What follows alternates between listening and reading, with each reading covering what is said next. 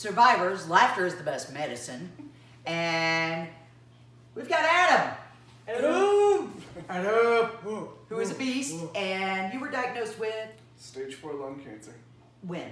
2 years ago. Did you smoke? No. It just was stage 4 lung cancer. Yep.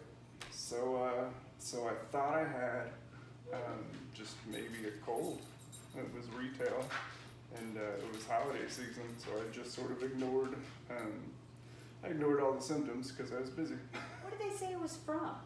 They don't know. So in my family, they've got a BRCA2 gene that's prevalent, and I just found out what that stands for. What does it stand for? No. No. BR for breast. CA, cancer. Whoa. That's the BRCA test that we have. No, it's not BRCA. It's different than BRCA.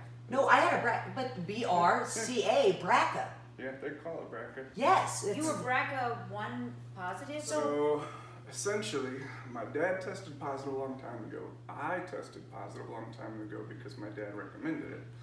And all my kids should get tested. And so I actually saw a doctor years before all this.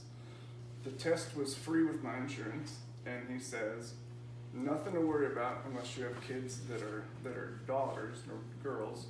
For the breast cancer. And the only thing that I should be concerned about is to get tested more often than usual because I'm a high risk for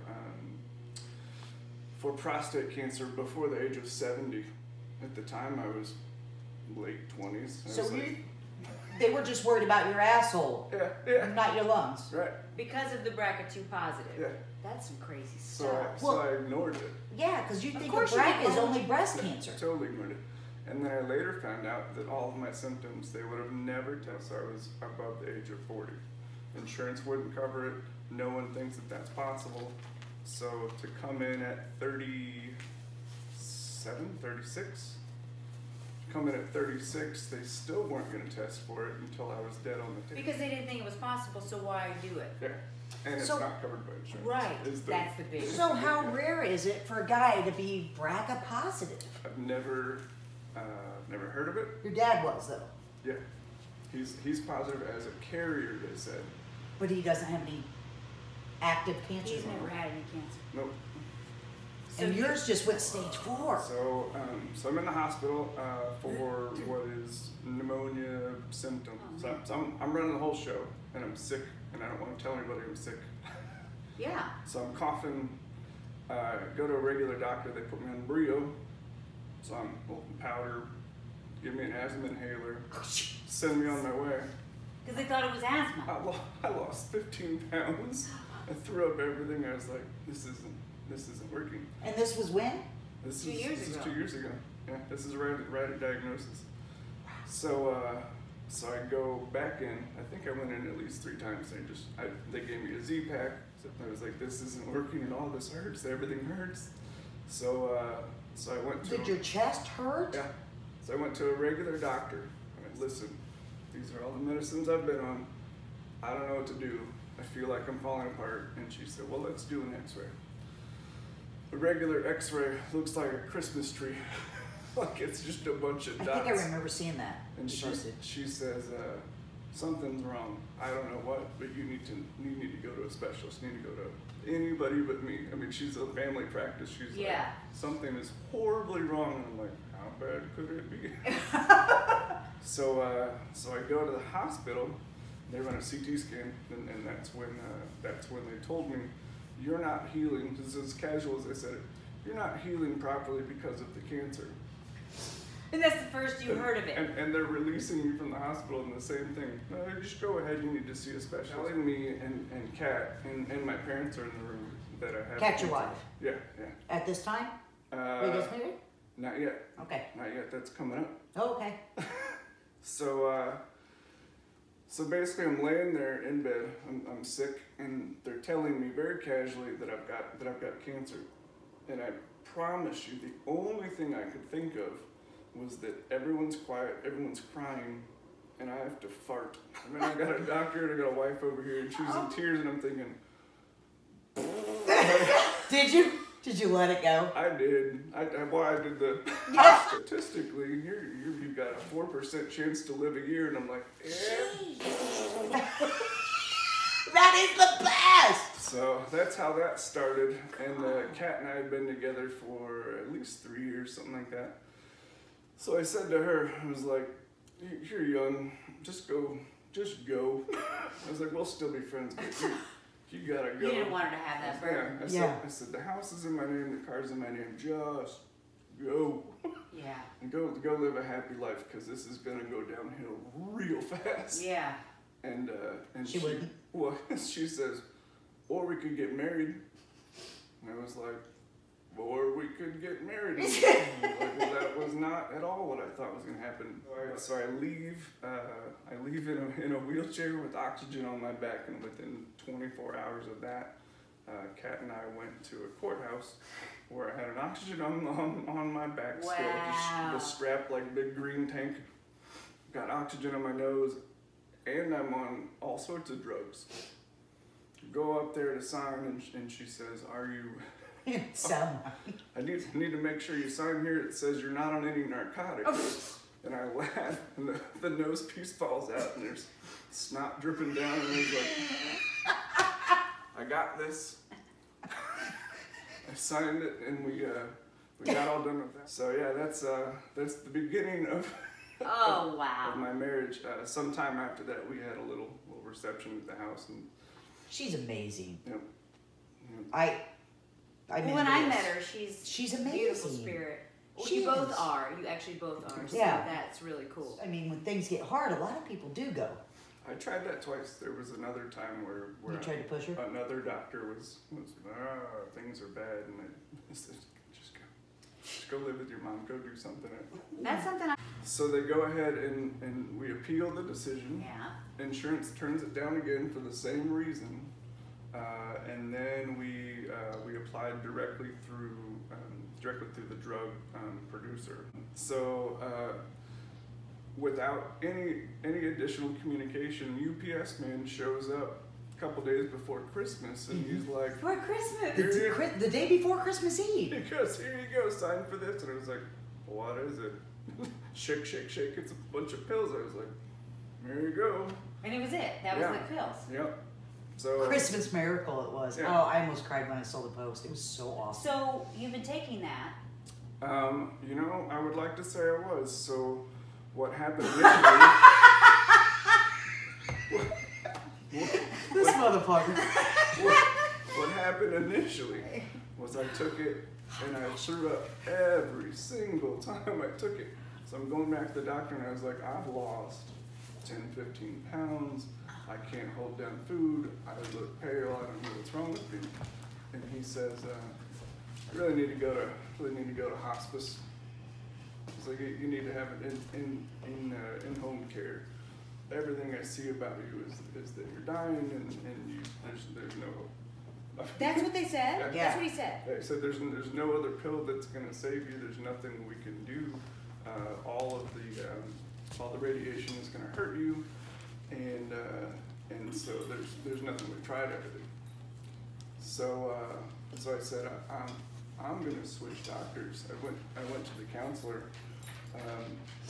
counselor for hospice, and she says, if you want any pills that are going to save you, that isn't offered by hospice. So I switched doctors after 2 years of going to the same person. And the new doctor said, "So what is it you want to do?" And I said, "Well, I still want to fight this." And he said, "Well, let's get you on that pill. And here's a bunch of pills that'll stop you from throwing up." Oh, okay. You want So- water? So it's treat the vomiting. Yeah. Right. Simple as that. He does that. I pack on 20 pounds. I'm all of a sudden out of a wheelchair.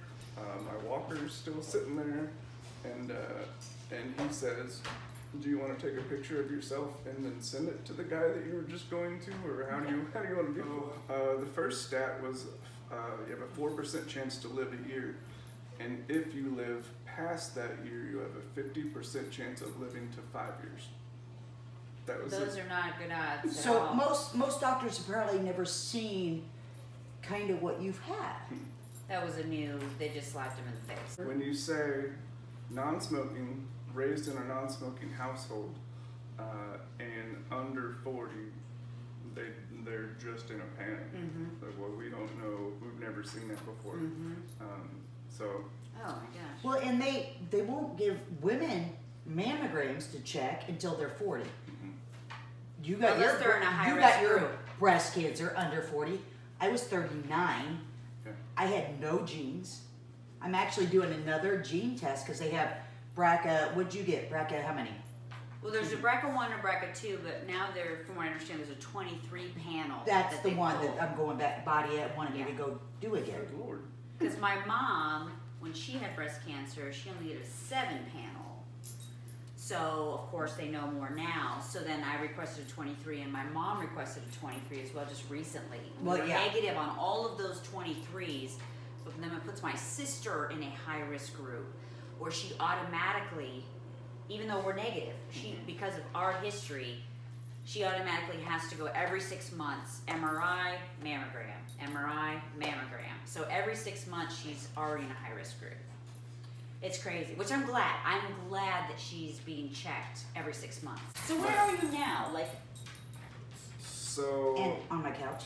well, besides that, like, okay, right here. Living. So at this point, I've been on that test pill for less than a month and a half. Okay. Successfully gained back a bunch of weight, gained back some color in my face. Hair. Yeah, my hair's a whole other story. The CT scans and the MRIs at this point are showing stability. Good. So we're good there. It's not gone, but it's stable and relatively small. So at this point, I've had 15 rounds of chemo, 10 rounds of radiation, and then they were scanning from here down. Because it's a lung, liver, bones, lymph nodes issue, they weren't bothering to scan this way. So one day, I took a canoe trip with my uncle and exhausted myself. And I kept saying, I got a headache. I just don't feel good. And went home, went to bed.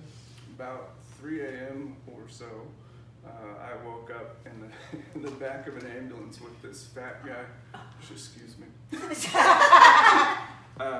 Big handlebar mustache, and he says, "Who's the president?" You're like, what's happening? I was like, Trump. Like, this is a nightmare in every way possible. So it turns out I had my first ever seizure.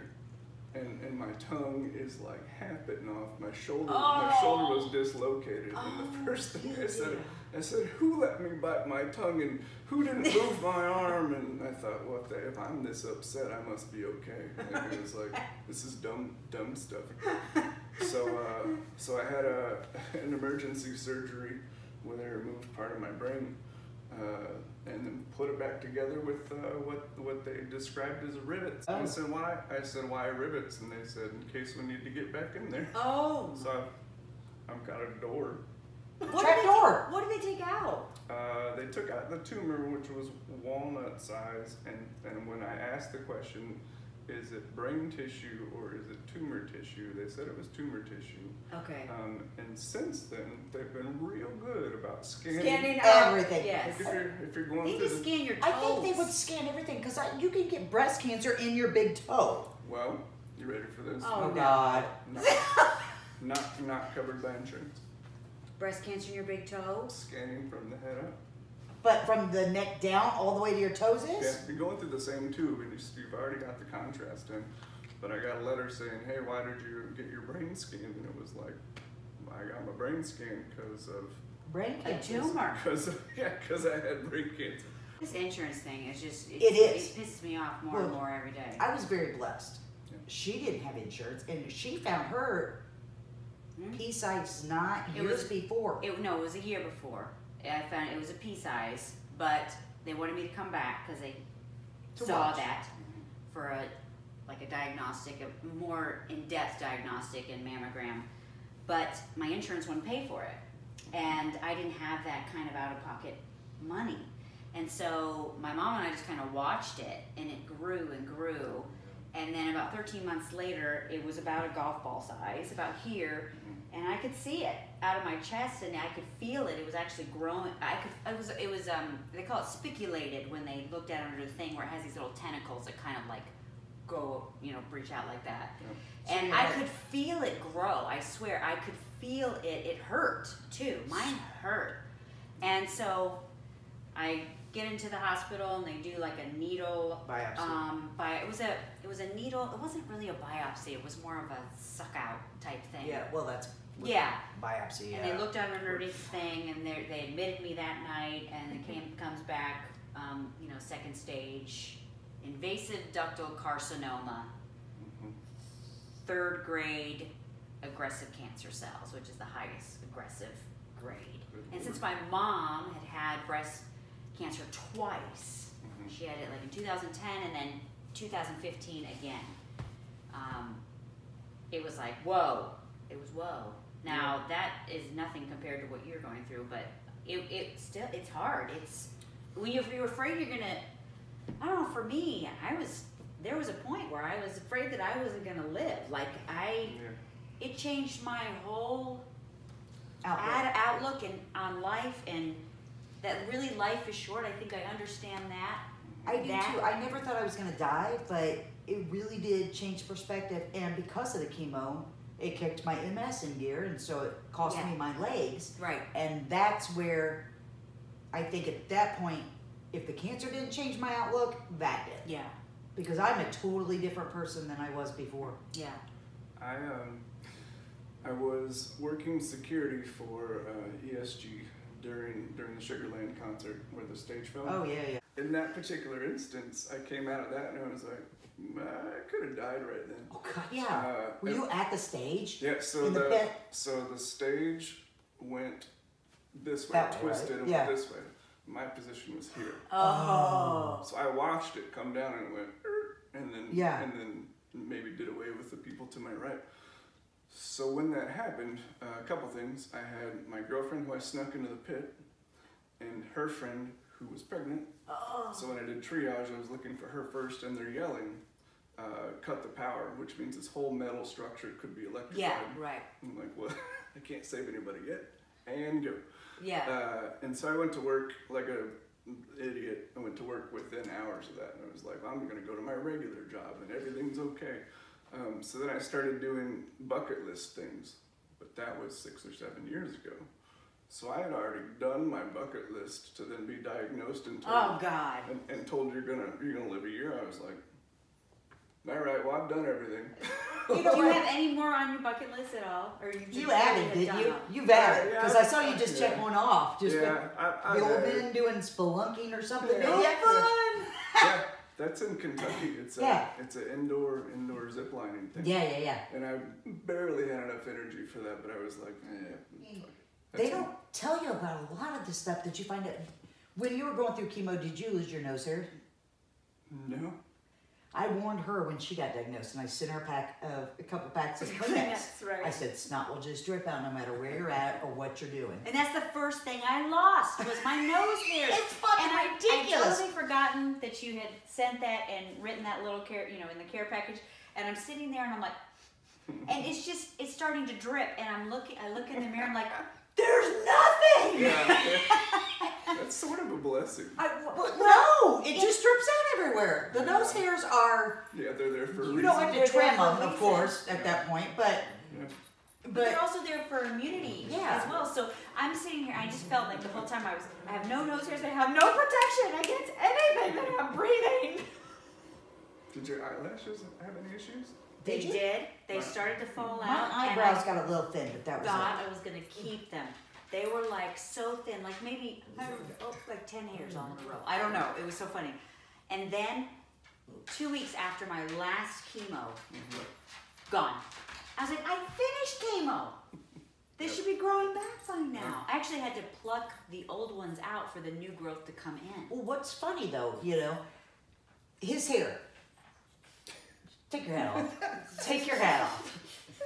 So he did a mohawk. Right. And so soft. because of radiation, and now it's a reverse mohawk. I said, where's the cut gonna be? And he said, here. And then I looked up Google, dumb haircuts. until I found one that was straight down the middle, and then it was a gecko, and it had gecko legs. And I said, does anybody know how to cut hair? And Devin's girlfriend Erin, I'm a vet tech, I cut dogs' hairs. You let Erin do it? And I was like, that's as good a qualification as any. And so I said, does anybody... This. You see, you could barely see that. I said, does anybody have any clippers? And one of the nurses says, well, what are you doing? I said, well, I'm letting her carve a gecko into my head as a surgery prep. And he's like, all right. He goes and gets the clippers, and we did it right there in the hospital room, let hair go everywhere. That's awesome. I thought it was. Oh. And my mom is furious. She thinks I look like an idiot, and I did. That's normal for you. That was the point you wanted. So they put me in a pressurized mask for radiation this way, and they zap it, and it smells like burning skin, and people are answering the phone call while I'm being zapped, and things didn't go very well. This is again why I switched doctors. So they zap it, and nothing happens. Cool, nothing happens. The hair's gonna grow back great. And then one day I got in the shower. And went like this through the gecko, and it fell out, not a little bit. A lot. I mean, it all fell out one day in the shower. It went like this in all of my hair, and it was like, well, this is really weird. So then this started to grow back, and this. The gecko's fault. Yeah, this just, I mean, different colors, different patterns, so. Nobody told me that would happen. And if anyone would have even implied, like, hey, I've seen some things, I'd have never done that. Oh my gosh. Dirty bitch. So, likely this will grow back with, like, some sort of gray and just a fake mask, but. Oh my goodness. Like her hair was curly, it's gonna come in straight. I think it's gonna become straight and thin. They came out like 90-year-old men's do, all snarly and whatever. I ended up sitting there for a long time. What's going on? I was like, why is this the worst thing but again, if that's the worst thing, then to hell with it. The other thing that happened was I had an issue with blood sugar spontaneously. So I went in for a routine checkup, just a blood work or whatever, and then there was nothing that was wrong. Nothing wrong. So you just go ahead and go. And I was like, well, let's celebrate. Let's go eat some Thai food. Okay. So we eat the Thai food, and it's still a big old plate in front of me, and I get a call, ignore it, call, ignore it. I finally answered. We need you to come back to the hospital immediately. They said, why? Well, your blood sugar is over 500. No. And why didn't they tell you that before you? I said, well, I feel fine, and I'll be honest, I'm gonna finish this dinner. So, cause I know you're about to admit me, and I know your food's not that great. So now I'm shoveling food into my mouth, and I was like, guess what? I'm probably gonna die on the table right here, but I'm gonna do this first. I'm gonna enjoy it. Yeah, that's right. I hope this is my last meal. Make it good. I'd like an extra appetizer with dessert. So I ate dinner and we went back, and it turns out that the blood sugar issue was directly caused by steroids. Interesting. Put me on steroids, and then I had an average diet. I had some orange juice that day, but it totally screwed up my blood sugar to the point where they thought that I would probably be diabetic for the rest of my life. So they're telling me that, and so then they give me these EpiPen injections, and I'm shooting insulin in myself and checking my blood sugar all the time. I was hospitalized for an additional 5 days while they monitored my blood sugar. So yeah, and the last, I would say since Christmas, I was hospitalized at least 3 times with 3 different issues that were all caused really by medicine. Yeah, medicine has its own effects. So you take this, and it could cause this. Rash on my back from steroids as well, puffy face from steroids. Well, yeah, that's common, puffy, anything from steroids. But if you gotta fit into a radiation mask. Oh. And they're like, hey, your face got puffy. Because they make those exactly for that part of the body. I chose to have them cut off so I wouldn't do radiation. Yeah. Some people have them cut off, and because the percentage isn't hot. The percentage is greater if they have radiation still. Like, for instance, I had a bilateral mastectomy, and the radiologist said, okay, you have a 90% chance of living and not getting cancer again, and only 96% if you do radiation. And I was like, okay. And she said, it's not enough. We like to see at least 10%, but because you're so high already, I'm like, okay, no radiation then. Well, see, mine was the lump here, and I could have a lumpectomy, but then I would have had to have radiation. I'm like, no, radiation screwed up my mom so bad. Yeah. It killed the nerve endings in her back, and she had trouble walking. And then I went and saw the guy about reconstruction. Did you consider I'm kidding. Because you had breast cancer. And I was like, this seems like way too much for my body to go through. And that's why I chose not to. There's so many misconceptions. People don't know. They don't. My sister, before Christmas, went to a doctor with my situation. Said, this is my brother's situation. What should I be concerned about? And he said, well, I would recommend double mastectomy and cut out all your lady bits, and and that'll solve it. She doesn't have any particular symptoms, but she just said, this is what you need. She should. Preventative. So then, I don't know. At Christmas is when this miracle pill shows up that says, that she says she wants to get. Yeah, well, I'm like, joke's on you, sister. Like, you had all your organs removed, and this would have saved you. Oh, gotcha. So she did have it done. Yeah. But if you had the choice and knew what you were going to go through with breast cancer, would you have had them done beforehand, and so you wouldn't have had to go through chemo and all that? Probably. Chemo kicked my butt. That's what I mean. That preventative, I think, is a good call for a lot of people, so they don't have to. Now with the 3D mammograms, I mean, you hadn't grown your tits yet as much, so you wouldn't have been able to do that. Still working. Yeah, that's good. That's on your bucket list. Yeah, growing your tits out. Let me know when you check that out. Let me know when the kid finally latches. Just use those sucker machines with pumps. Like the dick enlargement machine on your boobs. I got nipples that are 4 inches long now. And they're always chapped. With chemo, did you take similar drugs to what we took since it was breast cancer? I took carboplatin. Yep, that was me. And Alimta. No. I didn't take either one of those. I took carboplatin. Carboplatin is a hard metal based something or other. It's straight poison. Yeah. Anything that starts with carbo is gonna hurt. Do you have a port? They did it through a vein? Oh my God. All that time? I've been opposed to ports since I started this, and the only thing I said was that makes me a cancer patient, and everyone goes, all right. So it's, I looked it up, it's a 10% chance of infection when you get a port in a year, 10% in a year. And you don't have to do it. It's for the convenience of the nurses. And so I was like, so I watch a couple of YouTube videos, and I'm watching them, and they're shoving it in, and people are still in pain. And the doctor is saying, I want you to get a port, but she's also got me on blood thinners ever since the blood clot. But I can't let you get a port for 6 months because you're on blood thinners. Oh, right. She's got me shooting up blood thinners because of blood clots. So I was like, well, I've got 6 months to tell you no. I honestly loved my port because then they don't have to go through here all the time. Yeah. And I didn't feel it. It hurt when it got put in, and it hurt the whole time I had it.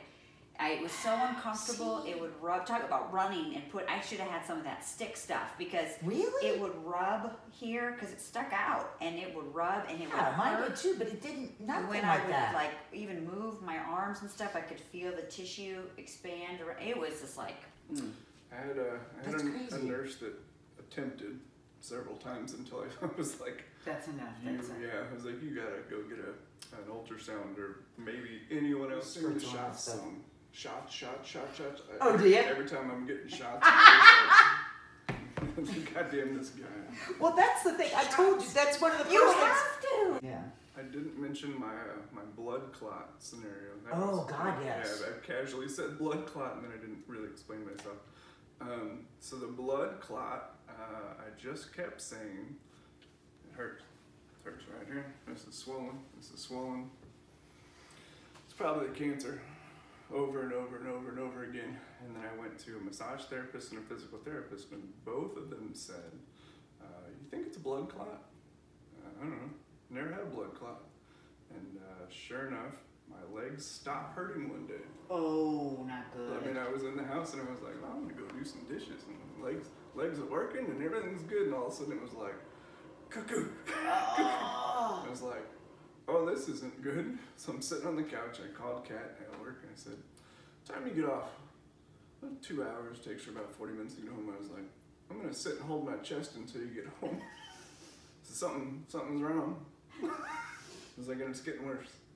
And so she leaves work, comes home, takes me, and I've got a blood clot in each lobe of your lungs? Yeah. Of your right lung? Yeah. And they're like, you shouldn't be alive. And I was like, well, what do we do now? Well, you need to take these blood thinning shots in the belly. And I was like, okay, well, for how long? Because they burn. Yeah, they hurt. Oh, They yeah. leave bruises too. Yeah. Yeah. I've got They leave bruises. bruises all over. Yep. 6 months, twice a day. Right. I was like, of the one thing in the hospital that I hate that you give me, you are making me take twice a day for 6 months. And I've got to do it to myself. I have to convince myself that this is an okay thing to do.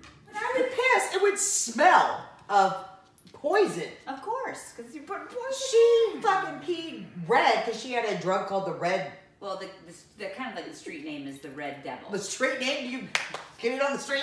I could be the Red Devil. I need some chemo. Come on. Where's the Street name?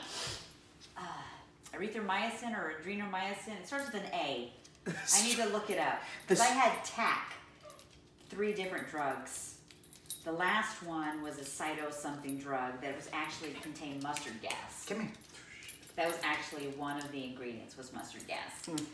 So, but the one in the middle, the A1, and I have to look that up, it was actually red coming through the tube, and she said, you'll probably pee red for at least 24 hours. And sure enough, I did, but I had forgotten that she had told me that, because I had pre-meds that kind of made me loopy.